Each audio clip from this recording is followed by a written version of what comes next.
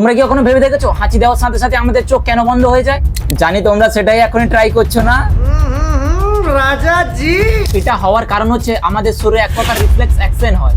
যখন আমরা হাঁচি দিই তখন আমাদের শ্বাসনালী, বুকের পেশি, চোখ আর মুখ একসঙ্গে কাজ করে। হাঁচি দেওয়ার সময় আমাদের নাক আর মুখ দিয়ে অনেক জোরে বাতাস বের হয় আর চোখ বন্ধ হয়ে যায়, যাতে ধুলোবালি চোখের মধ্যে না যেতে পারে। তাহলে পরের বার হাঁচি এলে চোখ খোলা রাখার চেষ্টা করো না, না হলে হাঁচির সাথে সাথে তোমার চোখের লেন্সও উড়ে যাবে।